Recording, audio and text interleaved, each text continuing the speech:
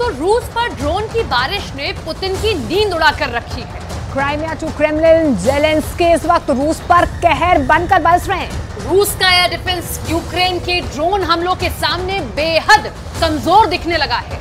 जमीन, आसमान और पानी में ज़ेलेंस्की को जहां पर मौका मिल रहा है, रूस को ड्रोन हमले से रौंदने की कोशिश कर रहे हैं। यूक्रेन सिर्फ ड्रोन हमले ही कर पा रहा है और ड्रोन भी रूस का एयर डिफेंस नहीं तोड़ पा रहा है। रूस ने एक ऐसा ताजा बयान दिया है जिसमें यह कहा है कि उसने 24 घंटे में यूक्रेन के 73 ड्रोनों को या तो मार गिराया है या उन्हें टारगेट हिट करने से पहले जैम कर दिया गया है। लेकिन सवाल यह है कि फिर रूस की इमारतों को तहस नहस क्यों किया जा रहा है? ऐसा क्यों लग रहा है कि ये तहस नहस हो चुकी है?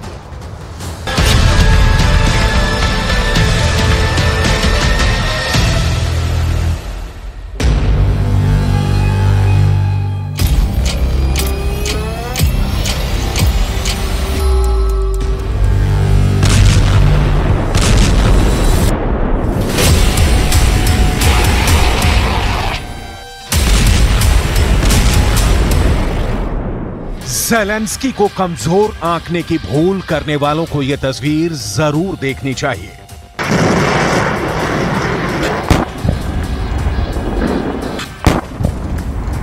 दिन का उजाला हो या रात का घुप अंधेरा, मॉस्को पर मौत वाला साया मंडरा रहा है।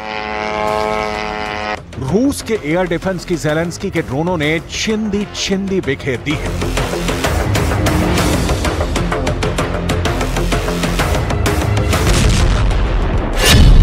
क्राइमिया में ड्रोन का कहर।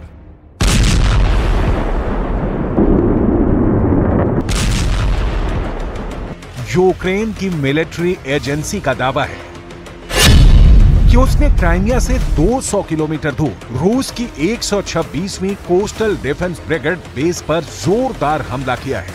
यह बेस क्राइमिया का पेरेवोल्नोय है, जहां रूस ने 2014 से अपना बेस बना रखा है।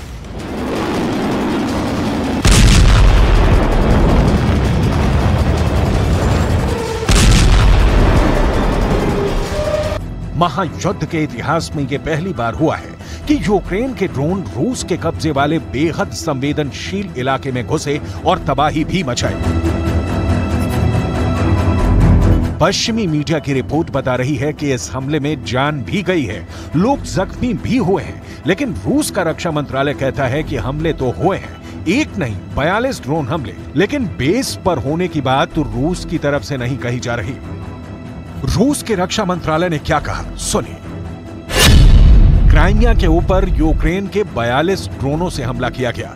इनमें से 9 ड्रोनों को रूस के एयर डिफेंस सिस्टम ने मार गिराया और 33 ड्रोनों को इलेक्ट्रॉनिक वॉरफेयर सिस्टम की मदद से टारगेट हिट करने के पहले जैम कर दिया गया।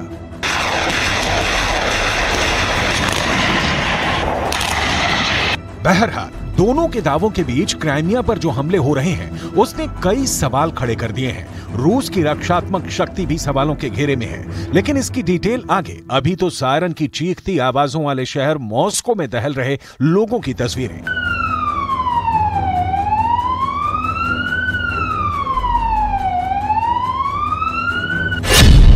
The burning Moscow.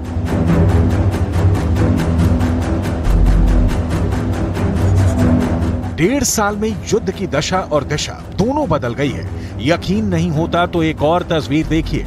ये ऊंची इमारत रूस की आन बान शान की प्रतीक है और आपके ज़हन में इसके ऊपर ज़ेलेंस्की के शोले बनते ड्रोन की तस्वीरें भी ताजा हैं। उसी कड़ी में एक और तस्वीर देखिए। मॉस्को पर ड्रोन और मिसाइल से यूक्रेन ने हमला किया है। रूस के मेयर ने खुद बताया है कि हमलों को देखते हुए 3 एयरपोर्ट कुछ घंटों के लिए बंद करने पड़े।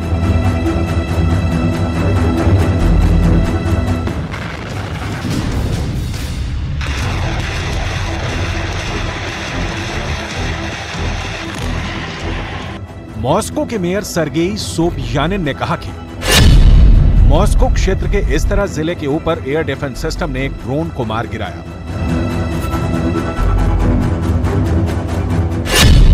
मॉस्को के 3 एयरपोर्ट्स जिन्हें ज़ेलेंस्की के डर ने बंद करने के लिए विवश कर दिया, उन्हें मैप पर देखिए। शेरेमेदयेवो, दोमोदेदोवा और वनुकोव और यही क्यों पिछले हफ्ते यूक्रेन के ड्रोन हमलों से डरे रूस को अपना मॉस्को एयरपोर्ट तक बंद करना पड़ा। मंगलवार, बुधवार, शुक्रवार को मॉस्को एयरपोर्ट कई घंटों के लिए बाधित हुआ।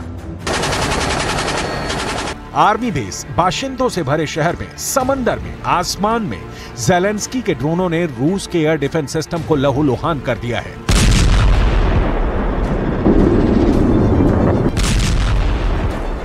ज़ेलेंस्की के ड्रोन हमलों को रोकने की पुतिन की सारी कोशिश नाकाम साबित हो रही है। ज़ेलेंस्की रूस में जिस जगह चाहे ड्रोन हमला कर रहे हैं। ज़ेलेंस्की के ड्रोनों की ताकत के सामने पुतिन के बेहद तेज हमले मध्यम लगते हैं, क्योंकि पुतिन 4 मारेंगे तो शोर होगा और ज़ेलेंस्की ने 1 भी मारा तो हंगामा खड़ा हो जाएगा।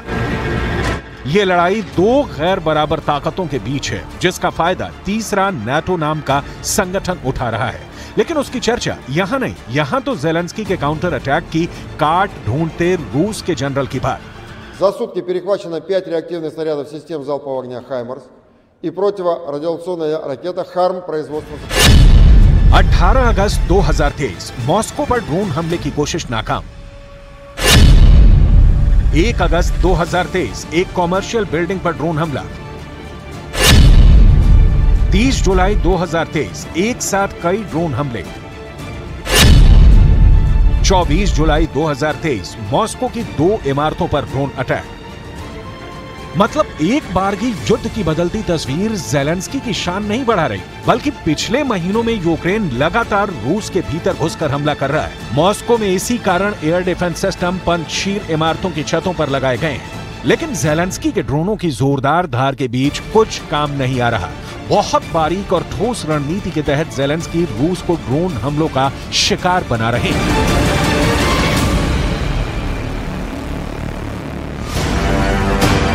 यूक्रेन ने क्राइमिया के निकट काला सागर में एक रूसी टैंकर को भी निशाना बनाया है। रूसी विदेश मंत्रालय की प्रवक्ता मारिया ज़ाखारोवा ने कहा कि रूस कर्ज जलड मरुमध्य के असैन्य पोत पर हुए यूक्रेन के आतंकवादी हमले की कड़ी निंदा करता है। इस प्रकार से बर्बर कृत्यों को किसी भी तरह से उचित नहीं ठहराया जा सकता और इसके लिए जिम्मेदार लोगों को जवाब देना होगा। इस हमले का षड्यंत्र रचने वाले और हमला करने वाले लोगों को निश्चित ही दंडित किया जाएगा।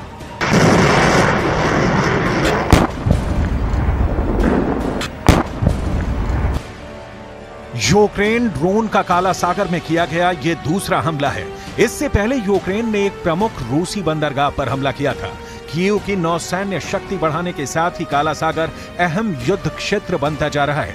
रूस ने करीब 3 हफ्ते पहले यूक्रेन के समुद्री मार्ग से अनाज निर्यात करने संबंधी समझौते को समाप्त करने की घोषणा की थी और यूक्रेन के बंदरगाहों को निशाना बनाया था, जिसके बाद यूक्रेन ने पलटवार किया।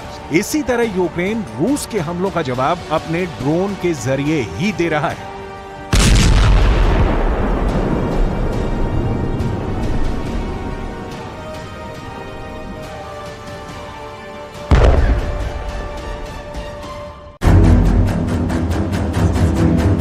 दुनिया के कई वॉर एक्सपर्ट्स की यहां राय जाननी जरूरी है, क्योंकि पुतिन को इन ड्रोन हमलों का काट निकालना ही होगा, वरना एक तरफ यूक्रेन की जमीन पर जीत और दूसरी ओर अपनी जमीन पर लगातार हमले, ये दोनों साथ साथ नहीं चल सकते। लेकिन सवाल है कि हल क्या है। उसके लिए रूस के एयर डिफेंस की शक्ति की बहुत संक्षिप्त जानकारी आपको होनी चाहिए।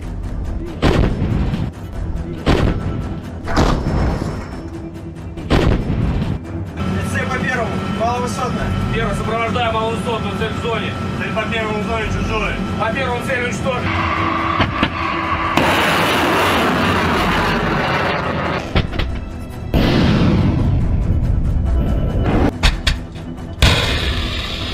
रूस के पास दुनिया का सबसे अत्याधुनिक एयर डिफेंस सिस्टम मौजूद है, लेकिन ज़ेलेंस्की का दावा है कि उन्होंने इस सिस्टम के भी चीथड़े उड़ा दिए हैं। यूक्रेन की फौज ने क्राइमिया में एंटी एयरक्राफ्ट सिस्टम को ढेर करने का वीडियो भी जारी किया। यूक्रेन की मीडिया ने दावा किया कि ज़ेलेंस्की की सेना ने रूस के कब्जे वाले क्राइमिया में एक S-400 एयर डिफेंस सिस्टम को तबाह कर दिया। यूक्रेन के ड्रोनों का निशाना इतना सटीक था कि जोरदार विस्फोट हुआ, जिसे देखकर ऐसा लगा मानो वहां कोई ज्वालामुखी फट पड़ा हो। रूस इस बात पर अपनी पीठ थपथपाता आया है कि उसके S-400 को दुनिया की कोई ताकत नहीं भेद सकती।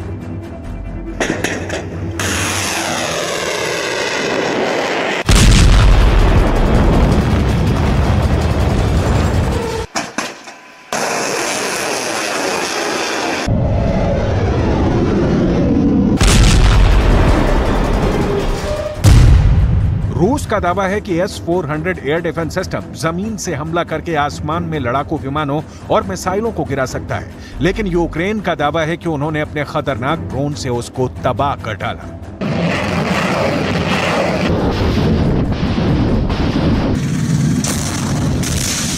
महायुद्ध में रूस का सब कुछ तो नहीं, तो भी बहुत कुछ दांव पर लगा है। एक छोटे से सैनिक शक्ति वाले देश ने रूस की बलशाली कही जाने वाली सेना को नाकों छने चबाने पर मजबूर कर दिया है।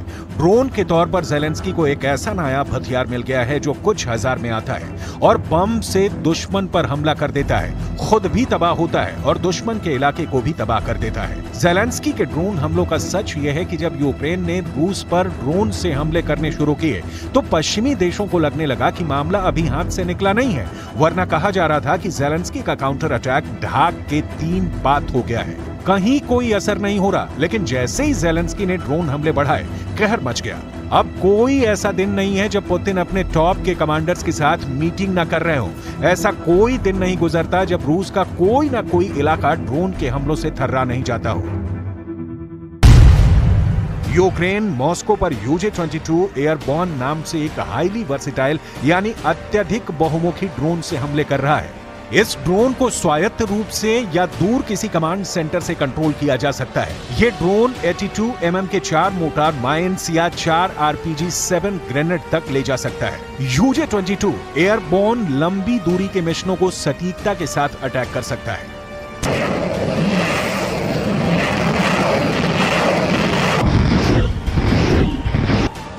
ये ड्रोन यूक्रेन बड़े पैमाने पर अपनी फैक्ट्री में तैयार कर रहा है। 24 घंटे यूक्रेन की ड्रोन फैक्ट्री में प्रोडक्शन चालू है। ज़ेलेंस्की के सामने पिक्चर क्लियर है कि करोड़ों की मिसाइल को पश्चिमी देशों की कृपा से हासिल कर उसे रूस के खिलाफ इस्तेमाल करने से सस्ते ड्रोन ही अच्छे हैं जो मनचाहा रिजल्ट दे रहे हैं। ज़ेलेंस्की के UJ-22 ड्रोन की अधिकतम दूरी 800 किलोमीटर तक उड़ान भरने की है। मॉस्को यूक्रेन की सीमा से लगभग 600 किलोमीटर है। ऐसे में ये ड्रोन मॉस्को पर हमला करने में सक्षम है।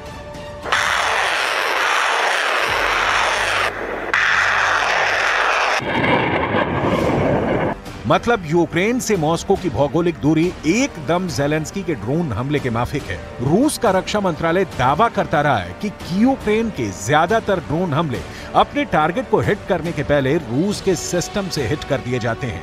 कुछ को रूस का एयर डिफेंस सिस्टम जैम कर देता है। लेकिन सवाल है रूस की फुल प्रूफ सुरक्षा का। आलम भी ये है कि मॉस्को खौफ में है तो रूस के दूसरे शहरों का क्या होगा? ज़ेलेंस्की के ड्रोन से कैसे बचेगा रूस? दलील ये दी जा रही है कि रूस ने काफी कुछ एयर डिफेंस सिस्टम सीमा पर लगा रखे हैं और इन्हें वहां से हटाया गया तो यूक्रेन के अंदर लड़ रही रूस की सेना को परेशानी होनी शुरू हो जाएगी। लिहाजा उन्हें हटाकर शहर को बचाना बुद्धिमानी नहीं हो सकती।